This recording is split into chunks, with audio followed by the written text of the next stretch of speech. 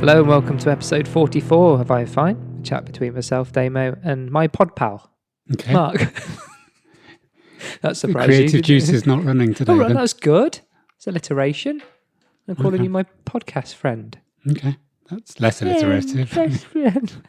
A chat around the subjects of health, wealth, well-being, fitness, sport, productivity, current affairs, history, geography. I mean, it just goes on, doesn't it? And It's poo. like poo. You did regress in the last podcast. Yeah, it was quite serious until the end of that section, wasn't it? We're all work in progress, and this podcast is no exception. In short, it's a poke at our perfectly imperfect lives, and if we can make just one person feel like they're not alone in all this, then our work here is done. As a podcast, we're happy to be donating to two Bristol-based organisations that we believe are making change for good. The Soil Association, who work across the spectrum of human health, the environment and animal welfare. You can find out more at soilassociation.org. And the Bristol Cable, 100% member-owned newspaper who put the public at the centre of public interest journalism. You can find out more about them at thebristolcable.org. Coming up, warm up and stretch, some catch up, some bookmarks. It's been a yonk since I've seen you. Hours. In fact, in Work-Life Ballet, going to have a little reflection on taking ownership of our health. Yeah. I'll explain that when I come to it. Okay. And I said yes as if I knew what it was, but yeah, I you don't. have no do idea. No. It's half business meeting, half, Okay. Yeah. I'm asking the dictator. More, kind of. It was one of the tweets that went out, wasn't it? Like, we've now brought down the dictator about Trump.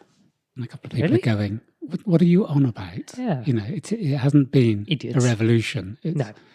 Yeah. There were just some angry people who broke into a place Yeah. and did a pretty embarrassing job of it, if you ask In me. fancy dress. Yeah. Said insurrection, I wouldn't go quite as Yeah, far I as love that. the way that word came out. Yeah. It's Anyway, yeah. across Work-Life Ballet and Brain Food, we're going to be looking at mindfulness and meditation. Yep. Because as you can see, I've done it in black ink rather than blue this time. Yeah. Um, Are those your words, or have you printed? These words printed here? Yeah. No. Well, they're a bit of me and they're a bit of fact. We'll have a bit of fact and fiction on this. Yeah. Okay. Is that what you're going to do? A scan? Is that are you going to do the mindfulness face scan? Is that right? Yeah. Not a meditation scan. You're going to scan my face. What are you going to do with it? What are you going to make a Bar scanner. You're going to make a maquette out of me? A maquette. A small parrot. It's not I don't know. I was just guessing. What is it? a maquette. Oh God, I don't even know. You've questioned me now. A sculptor's small preliminary model or sketch. Okay, cool. Like well out done. of papier-mâché. Yeah, never heard of it. Good. New word. I learned that at school, Mark. Bloody hell. Come on. I didn't do art because I was in the A stream. A stream or the A team? The what? The A stream. Yeah, my school was very much streamed, and depending what stream you're in is what you're allowed to do. Oh, you mean you're too brainy to do art? Yeah. You're too much of an intellectual. We weren't allowed to do anything like no woodwork, no art, nothing but. Or not get your hands dirty. Yeah, Because you're an academic. Is that right? A load of shit. I was going to find the Alan Partridge reference, but because you don't like him, I keep not sending it. I didn't say I didn't like him. You're just not sold on him. Don't find him hilarious like everybody else does. I think, you know what I mean? I just drop in a couple of references. I did one about mention him. kid gloves the other day. Yeah, and I it's talked from over the you again, sketch. didn't I? Yeah. And not seen the first 4 Johnny films. Yeah, I was coming to that. Yeah. That was good. We said it's going to be the, as you said, the plastic whistle on the front of Whizzer and Chips. But I was thinking like it could be like the flip-flops that they stick to the front of the travel magazines that you get at the airport. Yeah. Really nasty flip-flops. But hopefully this is a little bit better quality. Yes. You get the idea. How are we? You. How are you? Yeah. How am I? Yes, please. I have done that to somebody else as well recently. I think I'm just struggling at the moment being asked that question. All right. I don't mean that to be shouting back at you. No. I think it's... You don't have to answer the question. You can just but- say pass, like on Mastermind. Yeah. Yeah. Yeah, Next. so yeah, pass. Yeah. How are you? Try it. Excellent question.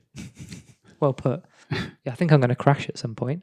Mm-hmm. You know what I mean? I think it's one of those. Woo! Well, I practiced the mindfulness when I was driving here. I think I'm going to crash sometime. All right. Yeah, literally. No, I didn't.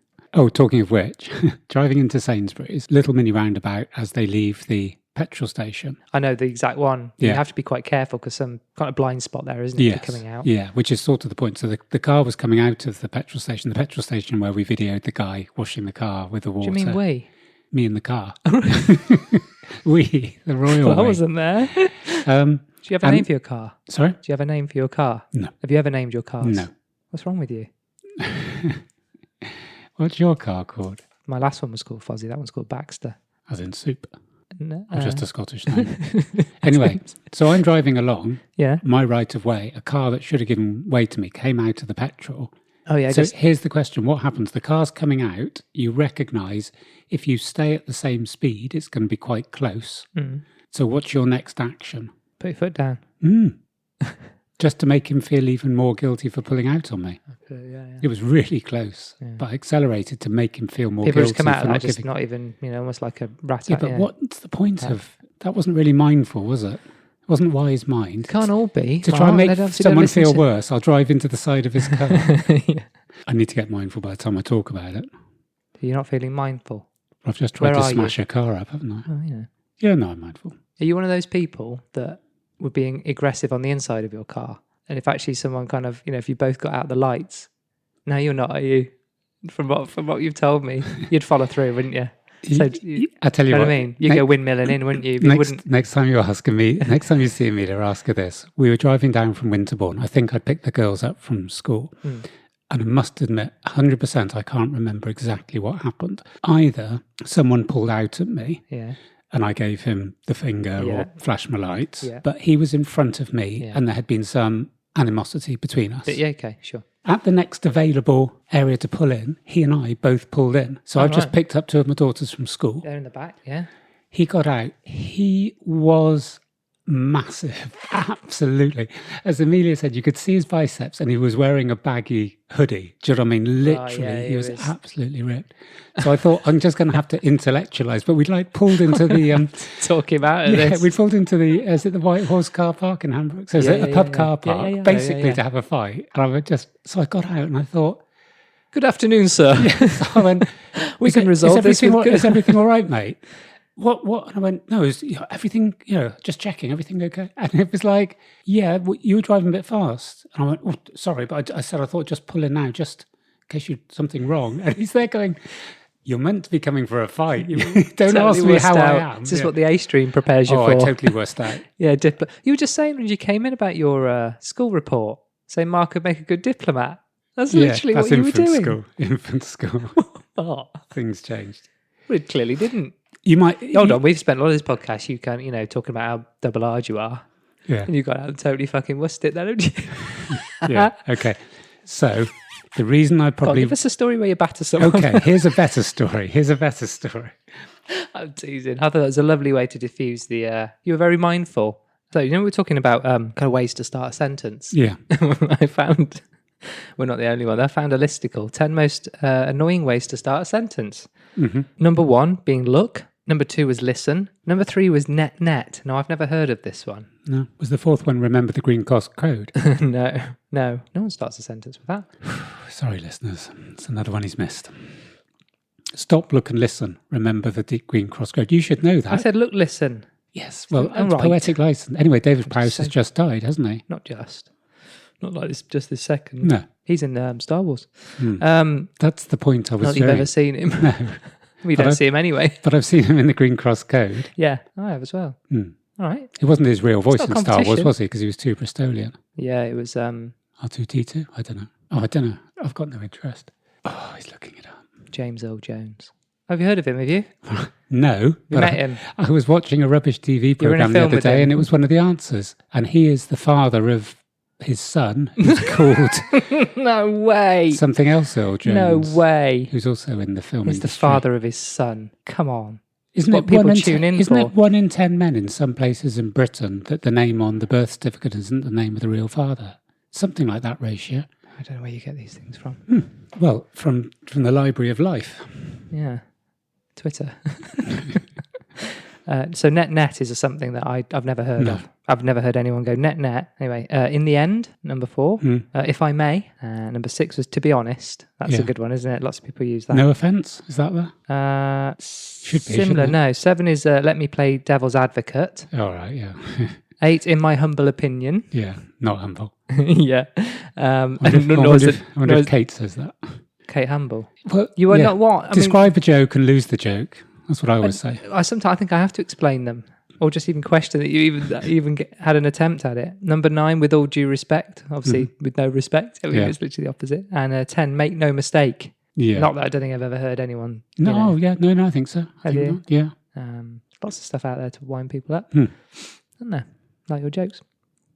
Something we were talking about at training, I think. You said, do you talk to your cats? And I went, yeah, of course I do. Because we were just talking about cars, weren't we? Naming your cars. And I just thought, hold on a minute. I guess because I name my car, I'm more likely to name your cat. Most people name their cats. Okay. Not getting me. Like, talk to them. It's just a slight thing that's probably beyond what you would ordinarily do, right? And I just remember saying that the important thing about if you are talking to your cat, you have to say it in a baby's voice, which is, I think, the thing that annoys you, right? And then you have to say it twice and in a slightly different inflection. Yeah. And I do it. I just talk to my cat as if it's my intellectual equal. Yeah. Poor thing. And I'll always say, do you want your breakfast? Do you want your breakfast? That's what you have to do. Twice, and you say it differently. Okay. That's the rules. I think we might get mailbag on that. Yeah. Well, we're literally trying every subject to try and get some emails. Yeah. So I'm just looking at my phone because I took a screenshot, which is now up to 2,700. And there's a text from somebody who's the text is, Peter is getting a Shetland pony. Do you know who this text is from? Is that like a spam text? Yeah, no, I erase all the names of people who text me just to keep it fresh. So edgy. Yeah. Funny text to have, isn't it? No, just because we mentioned Shetland pony. I mentioned Shetland pony. Yeah. I've got 2 things I want to speak about. Okay. Let's go for it. Love this. Have you got any bookmarks? No. But I have got 2 bookmarks. This made me think of you when someone sent this through to me. This is someone who listens. This is just to make you laugh because this is just your level. Dorset knob throwing festival cancelled due to COVID. It's so easy. Knob throwing, yeah. They're biscuits, aren't they? Oh, I was going to ask what they were. Yeah. But I don't want to be shot down in flames. Biscuits. Because it might have just been dismembered members. Or hobnobs. I want to say very quickly. Hobnobs. So one of the things we discussed sometime, there's I don't know if they're hobnobs. My mic not working. You said you had 1.5 meters of colon taken out. No, I did 1.5 meters. Oh, how much is that? 1.5 feet. Oh, okay. I didn't even hear the measurement when you first said it. When I was listening on the edit last night, I thought, oh, well, there's a secret there. You didn't edit that in afterwards? I put loads of stuff in, yeah. Seriously? Yeah. Well, that's good then, isn't it? What is? That I observed that I didn't hear it first time round. Yeah. Good me. But not the other few bits I put in. I put another 2 other sections. Oh, that singing was so good. Although I did call you the C word. Yeah, that was the first thing this morning as well. You should be ashamed of yourself. Is there a time limit? It was a compliment. Of sentences. The first bit was a compliment, and the second bit was a C word. I'm like, what? I took it as I took that as endearing.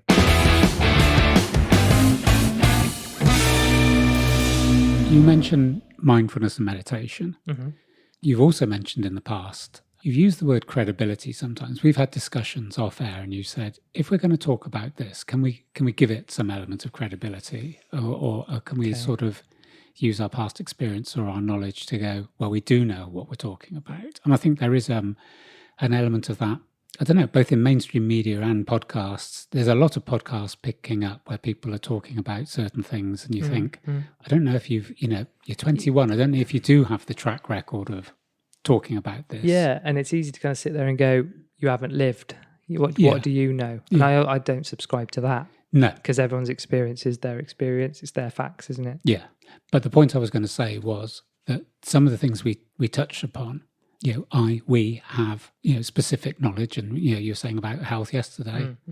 And so what I wanted to do is sort of caveat what I'm about to say is this is based on 2 things. This is based on doing mindfulness-based stress reduction course, which is a well-known, well-documented course, and doing a course I'm doing at the moment that has a massive element of mindfulness in, but taking it from a dialectical behavioural response, which I'll give a very quick brief what that means. Yeah. So there is an element of my personal journey in terms of mindfulness. This isn't, I think I don't want to present this and go, mindfulness is. What I'm going to do is say that mindfulness encompasses all of this. Yeah. And because we're keen on the takeaways, there's going to be a couple of things I like to do that just go, have you considered doing this? Or for me, mindfulness looks like this. Yep. And I know there'll be people far more experienced than me listening to this who go, well, no, mindfulness is much wider than that and much more inclusive. Cool. Doesn't matter. This is just my personal. And I think there is going to be a part 2 or part 3. Because as I was putting this together and researching it and looking at my own, suddenly things had come back to me that I'd forgotten to do myself. Right. And I thought, shit, that used to be so useful. And it's like the habit stacking. Why don't I do this anymore? Yeah. So this will be a little bit reading from a script and a little bit, but like you kick in as well. And, especially on the sort of anecdotal stuff. But I'm not going to go wandering. I'll make sure of that. Although I do have a story about that. Jokes. So I guess starting with mindfulness, I'm not touching on meditation per se. These have come from a number of sources. They're not just one particular place, but these are sources that I've been involved with and have had teaching of. Yeah. So one is intentionally living with awareness in the present moment. And I think that's almost the key thing. It is that awareness of what's happening at that moment in time. So it isn't time traveling back or forward, waking up from automatic behaviors where we just keep doing something to almost take a bit of time out to create an atmosphere where you can actually appreciate what is around you. Second important factor is not to judge or to reject the moment. So you're not trying to evaluate what's going through your mind.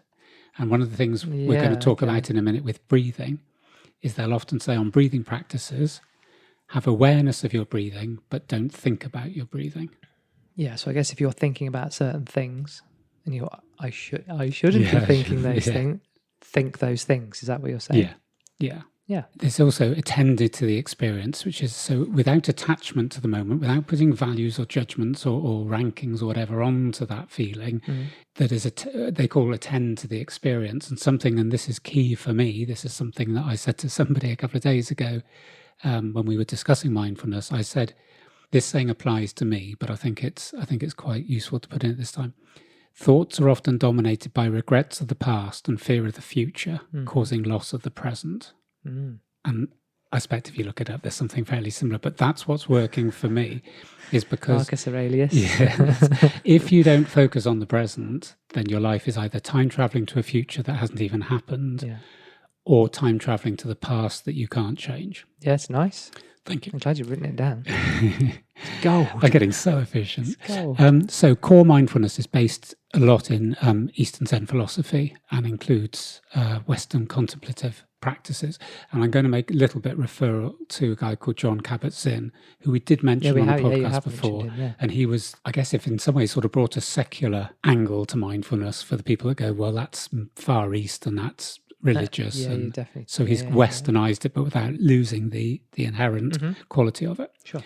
So I just wanted to touch on dialectic thinking. This isn't going to be general for most people that are doing mindfulness, but we've alluded it to a couple of times. I just wanted to, because you were looking it up last pod.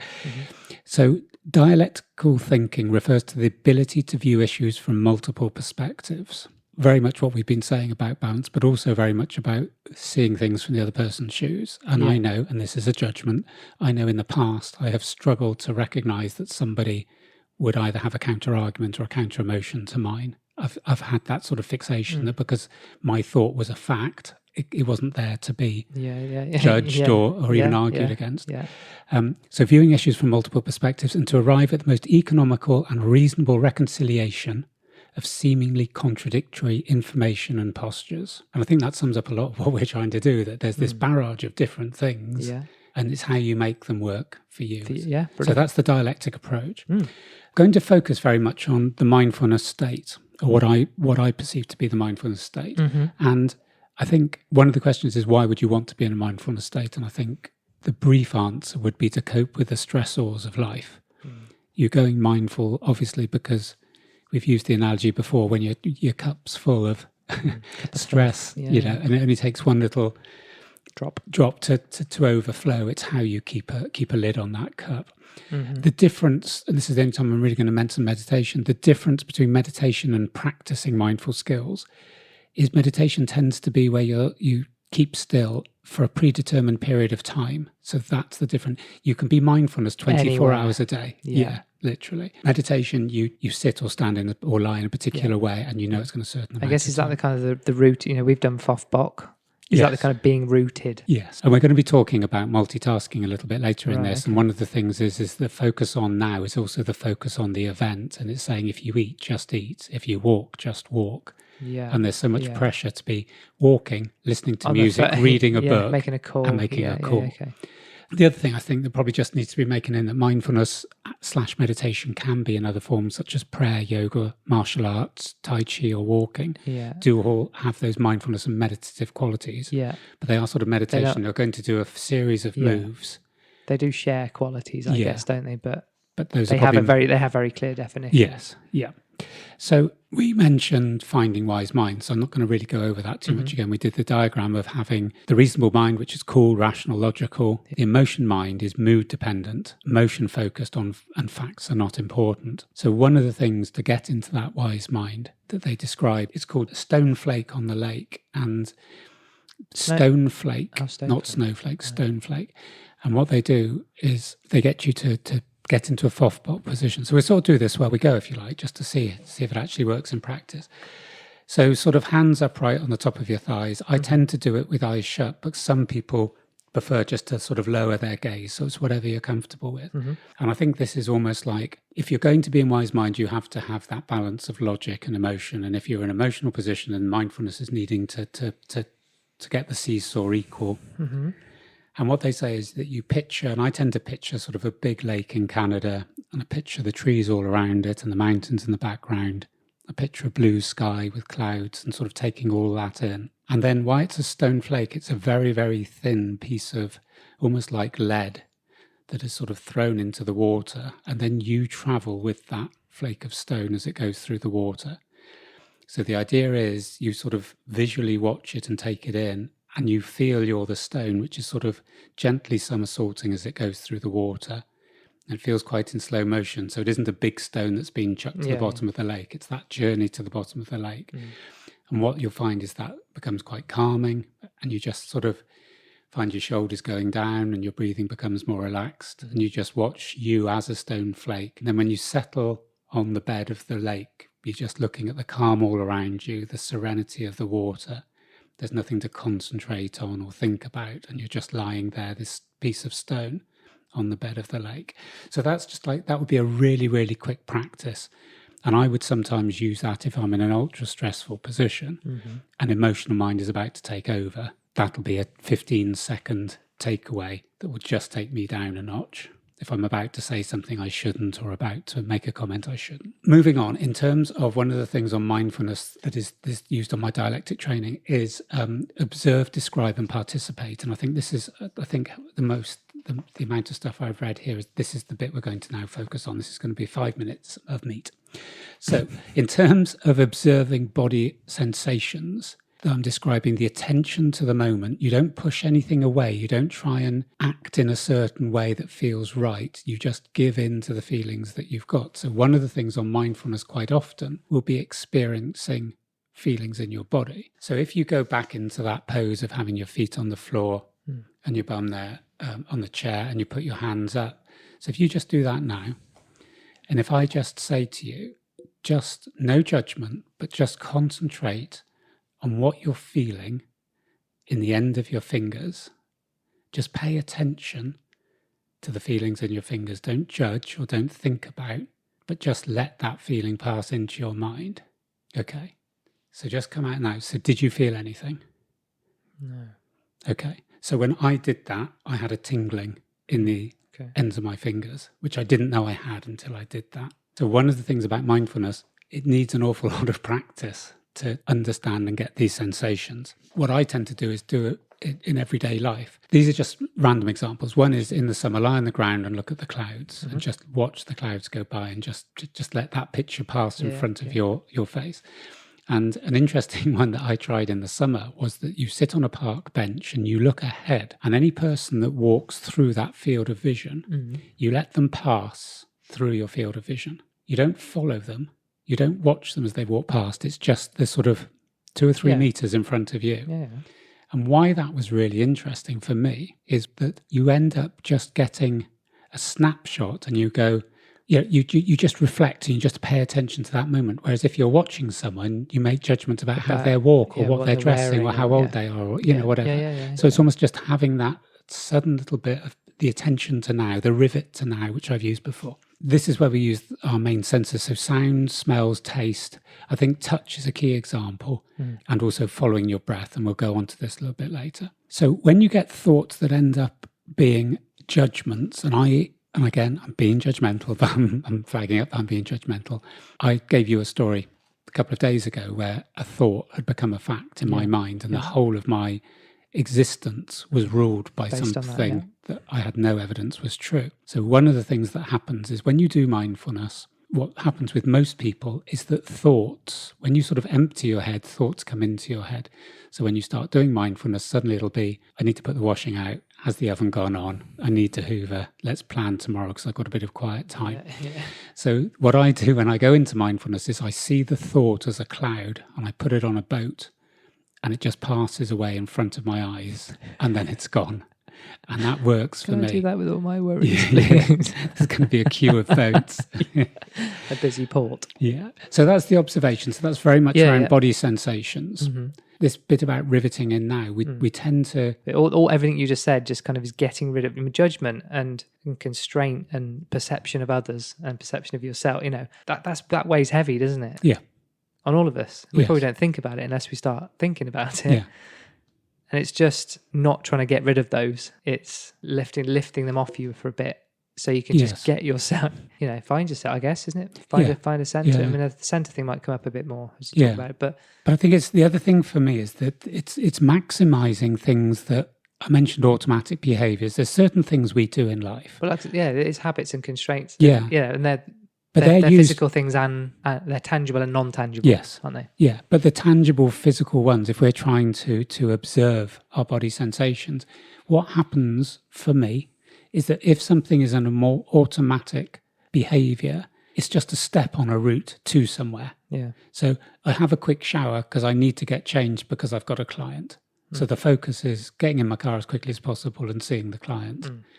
My focus isn't the shower. But if the 4 minutes that I'm in the shower become mindful and become enjoyable and become deeper and fill me with a sense of calm, why wouldn't I use those 4 minutes for something other than just washing my hair and having a quick scrub? Yes. So what I'm saying is we all have that ability to maximize our experiences. When I did one of the courses, we were instructed to find mindful moments. And so one of the people chose was washing the dishes by hand. Yeah. And what you do is you focus on exactly what you're doing. Don't judge, just pay attention. So one of the things about washing the dishes, this woman fed back was, firstly, it was lovely. The water was really warm and just having your hands in warm water. Yeah. The smell of the washing up liquid, the satisfaction of, the plates being done and just taking in that whole thing. But so my showers now, say I'm in a shower for 4 or 5 minutes, first thing I notice is the temperature of the water and how it feels on my skin. Instead of just saying I'm shoving it on to, 24, actually the sensation of the water is a lovely thought and it's a lovely feeling. So that's number one. Number two, when I put the shampoo on, I have a certain shampoo at the moment that I really love the fragrance of. And when I put that on, I just sort of take in the smell of the shampoo. And so every element of the shower, and then like the freshness of the towel and things like that. But instead of it now being 4 minutes to rush through, it's 4 minutes that I actively look forward. I now put a minute of a cold shower after what we've said about the vagus nerve. Mm-hmm. So my 5-minute shower is right up there in my highlights of the day. Mm-hmm. It's a fantastic experience. I love every element of it. And then I have the cold water on my face for 1 minute at the end. Brings my heart rate down. So it isn't some spiritual awakening, but it isn't 5 minutes of shit, I need to get clean. I need to get, Yeah, it's 5 minutes that I've now gained. I haven't gained it in time, I've gained it in positivity. Yeah, you've gained it in lots of other ways. Would you say it's a smaller step to get that, to appreciate that, having the kind of mindset that you do? And the kind of, I was going to say obsessive, I'm going to choose my words carefully. I think that's fair. You know where I'm coming from with that. I do. Yes, it is. And the overthink and the you have a very analytical mind, don't you? It doesn't stop. And also, I guess, the creative bit. I think it's as much the creative as the analytical. It's but you would be driving, and you've said it before. If there's frost on your windscreen, your attention is drawn to the detail of the frost, and then suddenly your mind's It takes us back to the raisin episode, doesn't it? Yeah, which is part of the whole mindfulness. And sometimes the way your brain can often work and then manifest certain thought, that can be a stressful part. But you're also using but it's a very familiar mind muscle for you, isn't it? Yeah. To see the detail in things. Yeah. So all I'm saying is it easier leap for you to see the details in things like nature, like the smaller things we probably wouldn't ordinarily pick up because we're not in tune. Would you say the bit in the shower is meditation for you? No. That's mindfulness. Yes. Let me just go back, because I think there is going to be parts 3 and 4. Let's just stay where we are. Go back to the beginning. If I've just described the shower scene, it's not psycho. Could have learned a lesson. So the first line I said today, what is mindfulness? Intentionally living with awareness in the present moment. Yeah. We do not, judgmental, I know, I'm going to say this every time I say it. As a whole, a shower is a means to an end. Yeah, that seems fair. If it can be utilized as a position of mindfulness that is going to bring some calm and it's going to help your heart rate and to help your general mental health, and it's easy to learn, then there are advantages of taking a shower in a mindful way. They would say this on a lot of things. I've got about 60 examples. So they would say mindful eating. I've often said to you that I eat for fuel. I'm now trying to think when I eat, look at the food, look at the colours of it, look at the texture. When you cut into it, how does it feel when you cut into it? Just that feeling of the fork going through. And is the ultimate purpose of this to settle yourself and find perspective and help you find balance? Reset. Is that the output here? Yes. Because some of the things you've said, I feel you probably do. Like I said, that intensity of looking into everything. But But take a step back. And this was in an early pod when I wasn't bullshitting and I was saying, I told a story of my showers. And if you remember, this was before any of the mindfulness courses, I said, I rank the shampoo bottles. Yeah, you do, yeah. That's kind of where I'm going. Yeah. Nobody else I know does that, but I'm sure there's plenty of people out there who have that. But the mindfulness has now taken away something that wasn't living in the now, that was judgmental. It was causing more stress.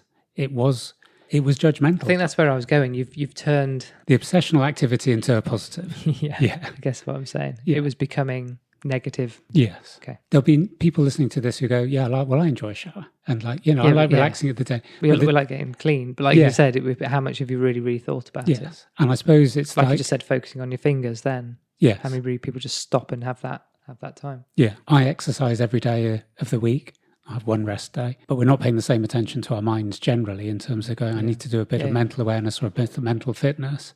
And it's a freebie, isn't it? Being in the shower and having that. And seriously, it gets to the point where you just aren't relaxed. Yeah, you're not finding the extra time. You're not thinking, I haven't got time to do any mindfulness today. Yeah, it's habit stacking. Yeah, it is. Yeah, makes sense. I mean, one of the ones that I used was, because we've said you habit stack with having your supplements when you're having the coffee or doing press-ups, whatever it happened to be.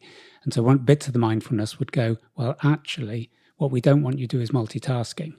We want you to concentrate. Like you said, walk on the walk, eat when you eat. Yeah. So what we would say, look at me, what the people that would teach this would say, for example, on the coffee machine, to make that experience mindful, as you're making the coffee, concentrate on the smell of the beans, listen to the grind. Yeah. I always watch as the water comes out and the crema's on the top and just look at the bubbles and just the satisfaction of it going into the cup, all that sort of bit. So that would be... Habit stacking is like doing two things at once. This is mindfulness is the difference. It's riveting in now on that one thing. Yep, sure. Okay. The next line is participate. Don't multitask. It says, next, cover that bit. It says throw yourself into the moment, cleaning, dancing, walking. And I was saying to you that the other day, I'm doing not all of those things at the same time. And I'm doing but you can do it. Yes. Well, it depends. You don't have to be going, well, if I'm cleaning, I'm not listening to music. It's just that might not be a mindfulness activity. But I know if I'm cleaning a lot at the moment, I'm finding a lot of calm in cleaning. And the concentration, again, of, doing that one activity and looking at how it, the shower looks after you've cleaned it and, all those sorts of things. Is this judgment? I'm doing a you, but that sounds exhausting. What, thinking about mundane tasks as you do them? Yeah, just the way you're describing the thing that you find kind of comfort, solace, space in, changes your mood, doesn't it? It shifts you from one place to another. Yeah. When you're describing it to me, I'm getting anxious. No, but that's because I'm wired differently. But I'm going. That just sounds like that sounds like energy. I just want to do something where I go, just turn it off. Okay. I just want to. And it might be slightly. That might be the meditation. The meditation. Yeah. And it's interesting. Even when I was describing then the cleaning, I dropped in one of my bad habits. I went, see how good the cleaning is. It's like I dropped in a judgment. Yeah. What I meant was, as you're doing the activity, feel the cloth in your hand and see the shine on the metal and actually appreciate the sun shining on the sink, all this. And I know it does sound a bit ethereal and a bit, get a grip. But what I'm saying is it's an activity that's happening already. Yeah. If you can use it for mindfulness. Mm-hmm. So that participate is, it says things here like the participation could be a different kind of mindfulness. So it could be participating in the activity. So it could be singing in the shower. Yeah. It could be that sort of, that mindfulness just doesn't have to always be focusing on one thing and not thinking of anything else. Sure. Totally. You can get mindful reactions from other things. Yeah. So two things that, going back to you asked the question about why do we use mindfulness? And one of the things I wrote down, it's central for me to regulate emotions, to get through a crisis without making things worse and to resolving conflict. Without mindfulness, it's nearly impossible to change long-standing patterns of feeling, thinking and acting. And there was just one thing that I wanted to mention. We'd mentioned cortisol a few times, and cortisol is a stress hormone. Yeah. And obviously it's linked with fight, flight or freeze. And I was saying to you about fidgeting. And I found a website that's basically called something like fidgeting.com, and it's talking about fidgeting. And it was saying is back in the day when cortisol was produced because you were being threatened by a saber-toothed tiger, that movement in our current restricted lives, the stress hormone cortisol goes and you've got nowhere to go with it. Yeah. And the number of people, animal kind of thing. Yeah. And so things like the restless leg syndrome, the scratching, the fidgeting, the biting nails, the playing with hair is quite often. If you're getting that stressor shown to you, quite often it will be cortisol, especially the leg. My leg does that a lot, and I've seen other people do it. Yeah.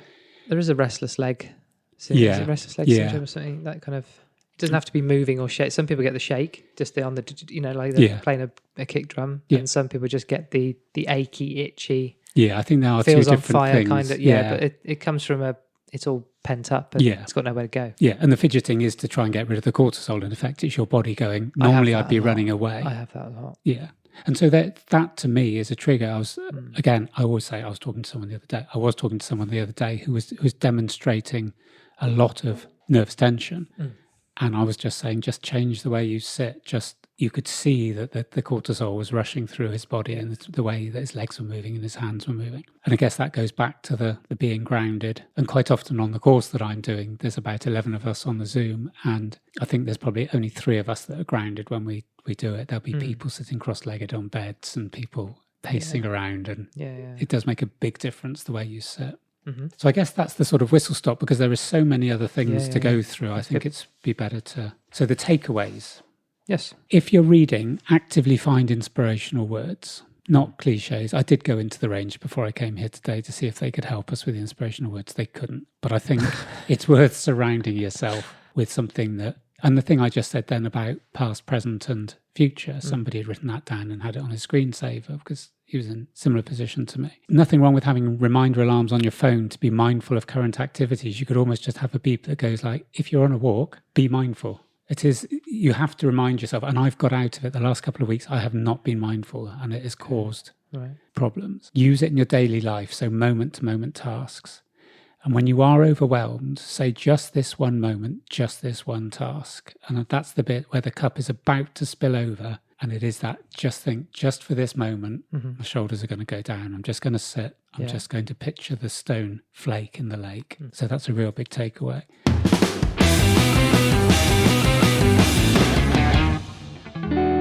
Do you want to scan my face? Is it my face or your own face? I think I maybe haven't given it. If you want to try it on an animal before you do it on a human. Okay. It won't stay still. No animal testing. All 4 feet on the ground. Maybe the term wasn't. Oh. No, it is a body scan, but you're going to do your own body scan. So I'm going to talk you through the body scan. Mindful. There's 101 different forms of mindfulness. It can be 30 seconds, it can be 45 minutes, and the big body scans are 45 minutes. And so isn't that then meditation? Yes. Okay. Yes, because if you remember with meditation, it's in a fixed It's position, rooted, position sure, for a defined period of time. So yes, this is meditation. Okay. But it's to get you in, my understanding and my belief is to get you in a mindful state. Why I said a body scan is there's two that I like at the moment. One's called a color scan, where because I'm very visual, the color meditation, the person doing the meditation will get you to imagine different colors. And I'm now able to fill my brain. So visually, I can fill my brain with a color. And I tried doing this with somebody else and they were going like, how the fuck do you do that? Like, how do you fill a color? Yeah. So now I can do that so that when I shut my eyes now, I've got, if I want bright yellow, the whole of my mind is filled with bright yellow. Yeah. But I think that's quite a tricky one to do as day one. The face scan is that we're going to get into a meditative position for about 5 or 6 minutes. I am going to just give a series of words and you're going to react to them in effect. Is this good for audio? Is it? No, I will. But there will be some. Yeah, don't edit out the gaps. There will be some gaps. Okay. So we're going to start the meditation. As I say, not being facetious, but it's only worth doing. Well, you can't do it when you're driving. You can't do it with any activity.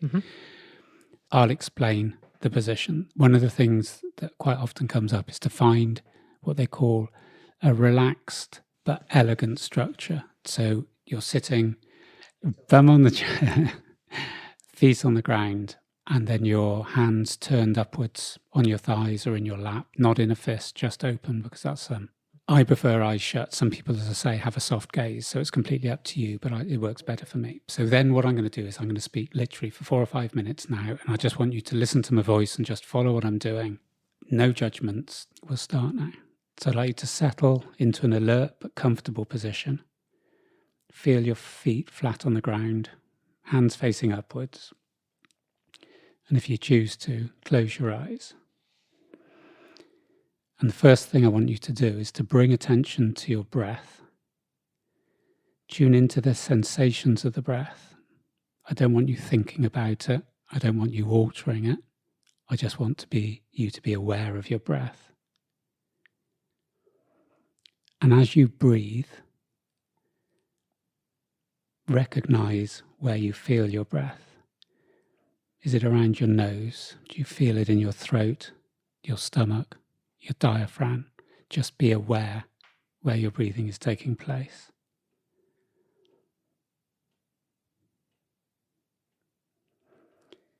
Now what I'd like you to do for the next 3 breaths is to inhale slowly and then exhale long and gentle. And tune into the sound of your breathing, but also, again, where do you feel it in your body? What part of your body can you feel the sensation of the breath? So inhale gently, then slowly release, exhale. Just be aware of the sensation, just pay attention, but don't think about the breath. So do that for a couple more.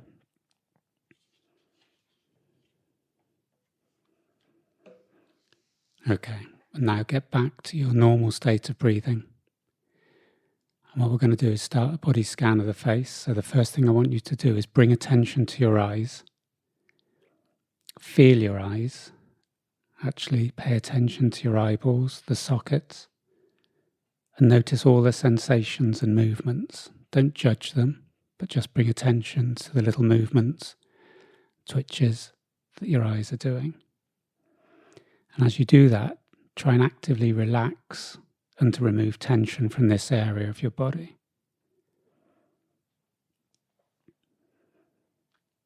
Now I want you to bring your attention up to your forehead and also the space between your eyes and focus awareness on this area. And again, if you feel tension or a frown, see if you can let it go. See if you can relax your forehead. Now bring your attention to your jaw. Try to let go of any tension or clenching or tightness. Check your teeth aren't grinding together. And if you can, relax the tongue in your mouth.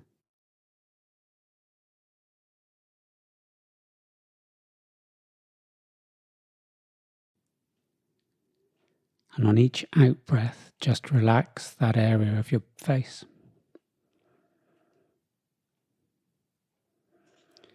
One of the things now, I'm going to concentrate on your mouth. And what I want you to do is, without moving your lips, create a half smile that you feel inside your head. So send the message of a half smile, just a gentle smile, to your brain. Now we've done the individual bits, bring attention to your whole face. Let go of every bit of tension.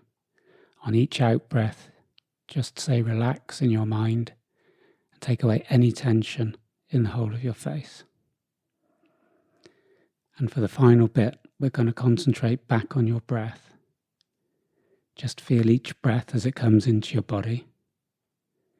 And as you exhale, imagine the exhale is coming out of every part of your body.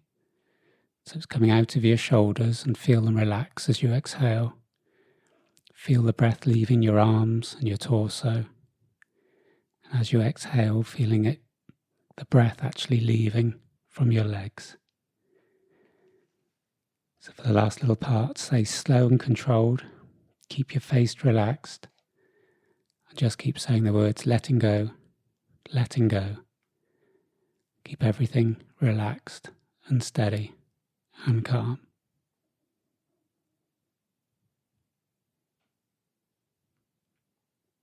Okay, now you can gently open your eyes. Just come back. So, first thoughts? Everything feels blue. Okay. That's good. Okay. I Could you release the tension? Could you feel yeah. the ability There was a to couple do of the eye socket one was good. Mm-hmm. Because there are little It's movements. like, when do you ever think about that? Yeah. And then when you just say relax that area, this gets the whole point. You don't think, how am I going to do that? I didn't. I just did it. Yeah. How do you relax your eyes? So I don't know whether I did it, but I think I did it. Yeah. Do you know what I mean? Yeah.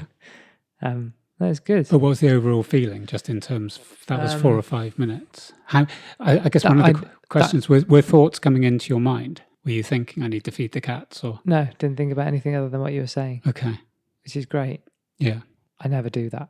No, ever. I never spend that amount of time, which wasn't long, right? 5-6 minutes. Yeah, tops, yeah. Never spend that just still breathing, end off. I just don't do it. So it's hard to kind of just put it into words, really. But everything feels a bit soft focused. Like I said, if it felt kind of blue and soft. Perhaps that's what being relaxed feels like, Damo. Oh, it's amazing. Only we could bottle this.